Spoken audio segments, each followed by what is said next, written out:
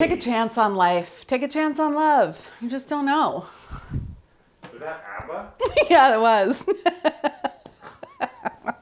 Take a chance on love. Full rolling boil. That's such a nice texture.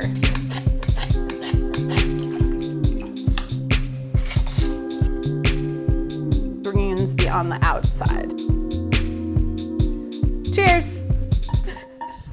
Hey guys, it's Carla. Here today to show you one of my absolute favorite things to make when people are coming over, aioli and all the things for dipping. You might think that cooking for a bunch of people would require every pot and pan you have in the house and all day long. No, no, and no. All you need is a tall pot, some salted water, and beautiful things from Mother Earth. Aioli is the word that means mayonnaise. The thing that's magic about aioli is you're taking things that don't go together, liquids and fats, and then you are magically stirring the cauldron that fuses them and unionizes them. That's what cooking is. It's just transforming things, raw things into cooked things, oil things into emulsified things, things that are boring and tasteless into delicious, fabulous things. We're on a journey. That's it. So the ingredients for the things is just things, as many or as few as you can rustle up, and then water and salt and ice. Is ice even an ingredient? That's it. The first decision that you're gonna make is which ingredients do you wanna have raw and which ingredients do you wanna have cooked? I think on this platter, it's really nice to have a mix of each, and that also makes it really easy for the cook because you don't have to cook everything, only the things that are better when they're cooked. The next thing is the blanching. Blanching is just a fancy word for boiling. I think blanching implies like a shorter cook time, like blanch it. It's just like it's just like a quick hit. It's a flash. The reason that you use a tall pot for blanching, AKA boiling, is because you want a big volume of boiling water so that when you add your cold, crisp, fresh, raw vegetable to that boiling water, you don't lower the temperature of the boiling water. So it just keeps boiling the whole time. So we want boiling all the time. Vegetable goes in, stays only enough to get crisp, tender, and then it's out of there and it's into an ice bath. This is like if you've been to a hot spring, they also have the cold plunge pool. It revives you, it brings you back to life. It also locks in the color, it stops the cooking. So the first thing I'm gonna do is bring the water up to a boil, and while that is happening, I'm gonna make the aioli. For salt, more salty than pasta water, but like, so go your normal pasta water and then a little bit more, because the salt is going to season the vegetables and it would be hard to oversalt this water. It's gonna season subsequently all of the vegetables that I put in there. It is aioli time. First thing I'm putting in, McFerrin is really great at getting the garlic completely indistinguishable. You don't wanna like bite into a piece of raw garlic unless you do, which is, if that's your thing, that's totally fine. But you could use a mortar and pestle to do this. You could use a garlic press, or you could finely chop the garlic on your cutting board and then use the edge of your knife to kind of work it down into a paste. So if you don't have a McFerrin, things are fine. Things are still gonna work. Lemon. You just want something a little bit acidic. There's gonna be a lot of fat. So that's what that is doing there. It's kind of what it's always doing there. Let's be real. So just crack your egg in half if you've never done this before. Try not to break the yolk. And then if you do break the yolk, just get it into the bowl as quickly as possible because a little bit of egg white won't ruin this. And then it's actually a pretty hygienic way to get the white off, to just pass it back and forth between your clean hands, because the outside of the shell might not be as lovely as your own hands. All right, we're also gonna do a dab of mustard. This happens to be this delicious Canadian mustard. Hello, patrons from Canada. We love you and your mustard. Dijon is good, grainy is fine. I suppose you could use like a teaspoon of dry mustard powder also, that would work. That's like classic mayo situation. All right, always salt and pepper. I'm tempted to put a little paprika in it. Should we do it? Let's do it, a little paprika. Pimenton de la Vera. The real Spanish smoked paprika. Delicious, great stuff. I don't know what this is. Half a teaspoon, quarter tea, half a tea. Two kinds of oil are going to be involved. Neutral oil, which is very green because this happens to be grapeseed oil, but any kind of vegetable oil, canola oil, peanut oil, avocado oil, just a neutral kind of clean tasting oil. I also have olive oil. I don't like making aioli with 100% olive oil. It's too much. A little is good. So I'm gonna make the aioli using the neutral oil, and then I'm just gonna flavor it once it's emulsified with the olive oil just to taste. If you've never made aioli before, try making it by hand so you can really see what's happening, and it will mirror the demonstration that I'm gonna give you right now. So the first thing I'm gonna do is combine. I have found very recently, like last week, that a squeeze bottle, because of the really small opening, is a really great thing for going drop by drop at first, but you don't have to do it that way. You can use a measuring cup and just like go slowly, go drip by drip. The other thing, super important, and I'm gonna start, you don't have to whisk fast and you don't have to pour fast. So you just have to whisk as quickly as you're adding the oil. So if you add the oil slowly, you can whisk slowly. Everybody's like, ah! Just go slow. Go slow at the beginning. Just a pace that you can maintain. And a couple, 3, 4. So a steady drip, drip, drip. You just have to be a little bit patient here. So we're making oil and water mix. And at the beginning, the oil and the water are not sure that they're going to mix. And you have to go very, very slowly while the molecules are like, I'm breaking up, I'm getting to know, I'm getting to know, I'm wrapping around you. No, I'm wrapping around you. And then once they have wrapped, the oil can go faster. It's a first date. You got to just get to know each other. And once you figure it out, smush it up. I can already tell that the emulsion is established. The mixture looks creamy, not greasy. So a greasy mixture is like Italian dressing. Like you can see that there's oil and other stuff separated from each other. This has thickened like a tiny, tiny bit and it's totally homogeneous. So I know that the emulsion is established. Yay! Now instead of drops, I'm doing continuous stream. Okay, you smell the like smoky paprika smell, and it smells garlicky and lemony and peppery. I'm basically gonna go until it's the texture that I want it to be. The more oil you add, the thicker it's gonna get. So if you just wanted something like saucy and more, you're gonna get more of the mustardy, eggy flavor because there isn't that much oil to have diluted that. You could stop here and you could pour this over a piece of fish and it would be great. But we're going for something dippable. And it's good to stop every once in a while and just make sure that it still looks creamy, not greasy. Now I want the spout to be bigger.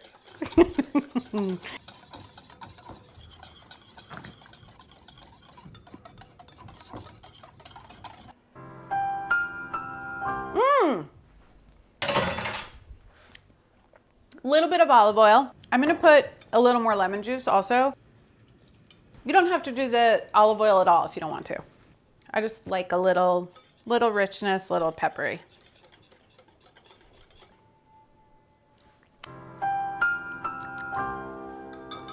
Delicious.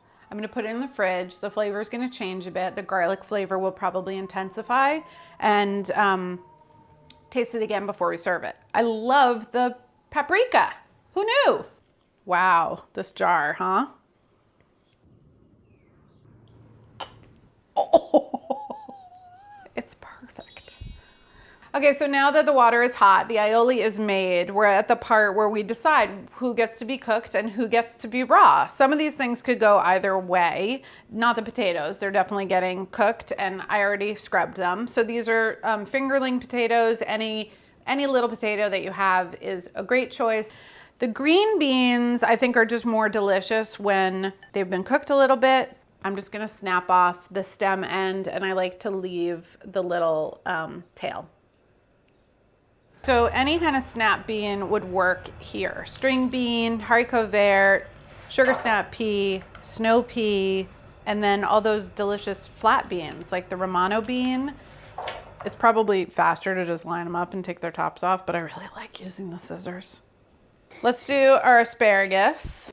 These are very fat asparagus, which I like just more texture and also gives you a little bit more flexibility in the cook time. Like a pencil thin asparagus, it's just a razor thin margin. Some people just cut the bottom of the asparagus. I like to snap them. And so that's what I do. So just sort of moving up the stem and putting a little bit of pressure until you get to the place where it wants to break. That's the place that you break it. Some people will like do the first one and then line them all up and cut along that line, but every asparagus is different. There we go. I love the noise that this is making. It is nice. See, prepping veg can be fun. Commune with vegetables. That's what springtime's all about.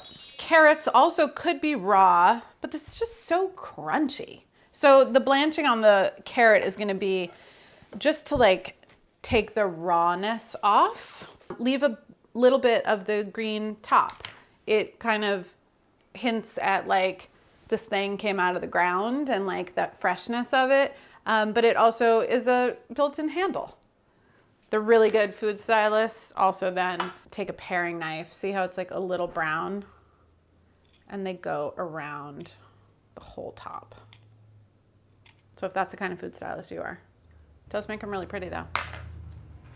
I'm gonna do it one time. All right, I've got simmering water. I've got beautiful prepped veg. I think it's time to go blanch it. Blanch it. All I know is that I want the asparagus to go last because of that asparagus-y flavor that the asparagus have. But other than that, it does not matter. So I'm gonna start with the carrots. When I put the carrots in, you can see like we're down to a simmer. We gotta come back to a boil. Now we're at a full rolling boil.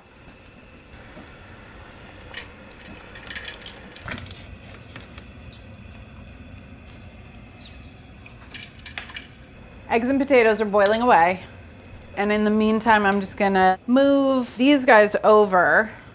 You can see how like green and gorgeous the green beans are. The goal with these was just to have them not that super crisp, raw flavor and texture, but definitely still wanting some snap. Totally still crunchy. Gorgeous color though. I mean, come on, can we talk? Look at those things. I want the yolks to be set, but still have a little bit of a creamy tenderness in the center. With my cake tester, I'm just piercing through to see if they're tender. The other way that you can tell is when the vegetable just like slips right off the tester, which this one definitely is. Asparagus, you're up. Maybe once it comes back to a boil, 1 minute. In you go.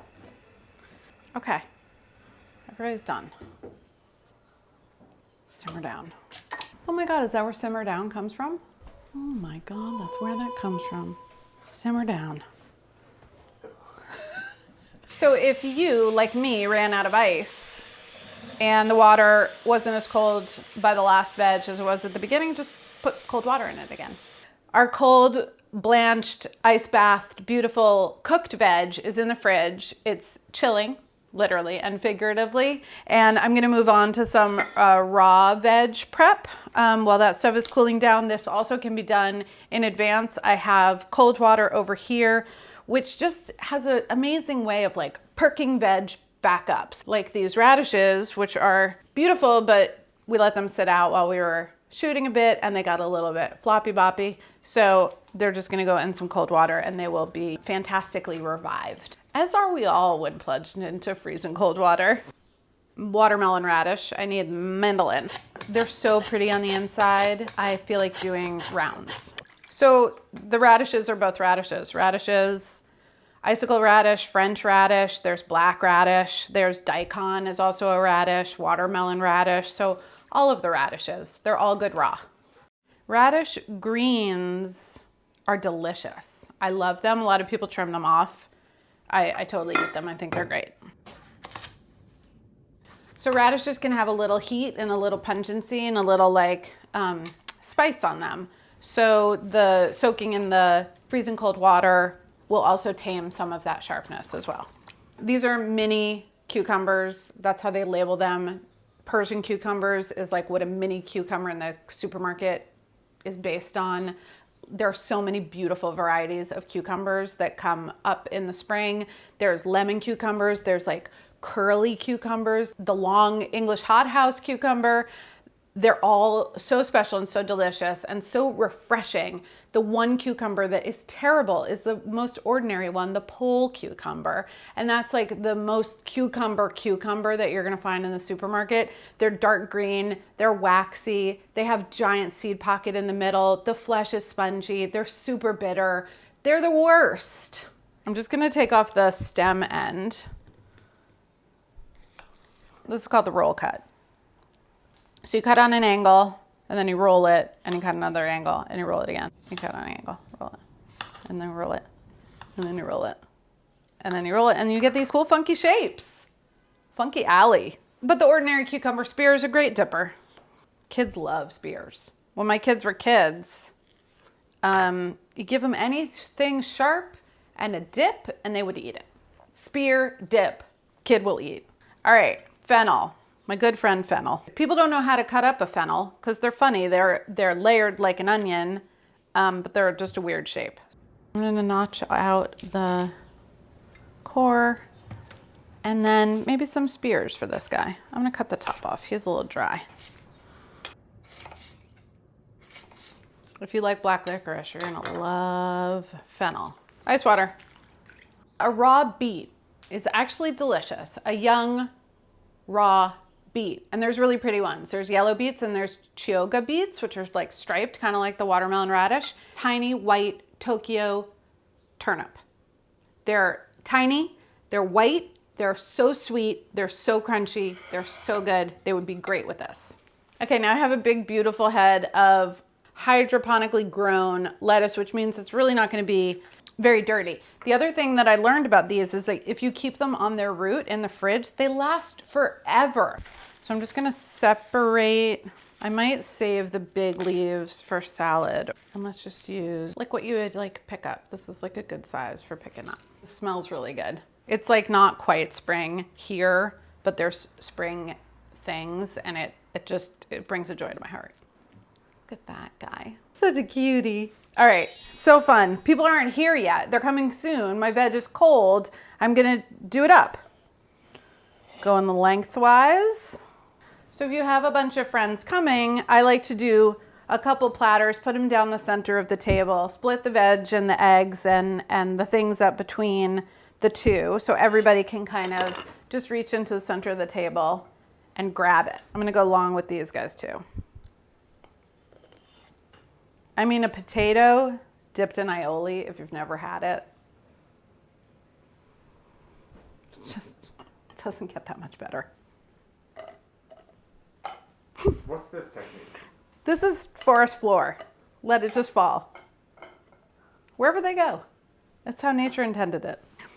Asparagus, we love you so much. I'm gonna cut the eggs in half. That was exactly what I was looking for. Like really nice, still bright yellow with a tiny bit of undercooked custardiness in the center. I mean, in the old days, you knew it was spring when the eggs started showing up again. That's how people knew it was spring. The chickens started laying eggs. We don't have that, but that's why eggs are such a big part of all of the spring religious holidays. Ta-da! We're gonna run out of room. Lettuce might have to have its own landing pad. Forest. They landed exactly where I wanted them to. Help the greens be on the outside so we can grab them. Nature's handles. That's right.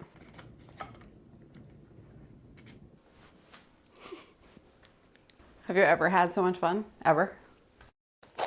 Salt and pep, everybody. Aioli is seasoned, but the veg is not. I mean, a little from the salt water, but come on, let's be real. Flaky salt. Lettuces. Lazy lunches is also for day drinking, so that's coming in.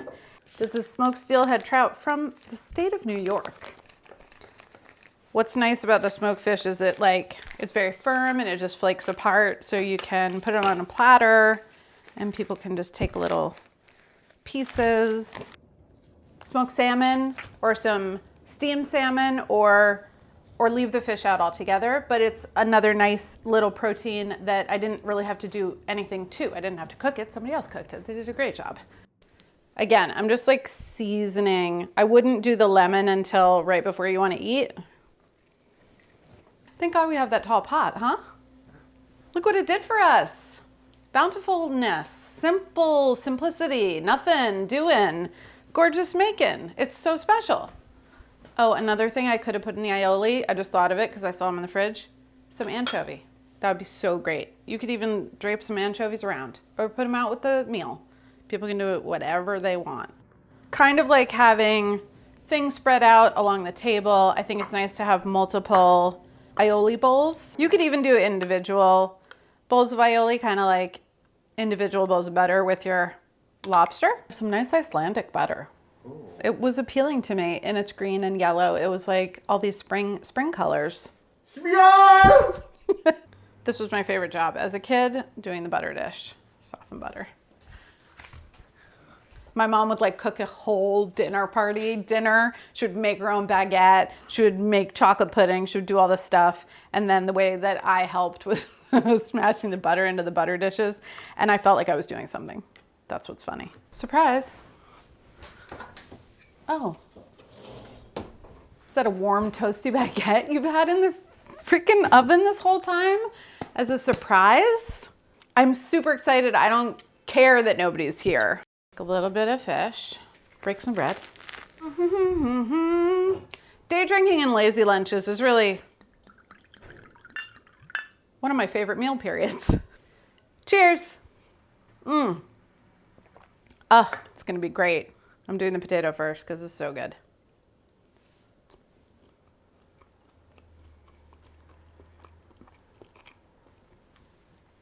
How bad could it be? Potato is perfectly cooked. It's really creamy. It stayed intact. I don't think I'm ever gonna make aioli without paprika ever again. It's so good. A little watermelon radish taco. Onto the egg, because this is how we know it's spring. If you've got a CSA, if you've got a farmer's market haul, or if you've just got stuff in the fridge that you have to use, you should be blanching it and whisking it and dipping it. We turn the corner, you guys. There's things coming out of the ground. They're like pushing up. It's literally mind-blowing. So get some of those things that are coming out of the ground, bring them home, throw them in a boiling, roiling boil, salt and pepper them, and whisk some stuff together. It's the greatest. It's the greatest thing in the world. Spring has sprung. Hell yeah.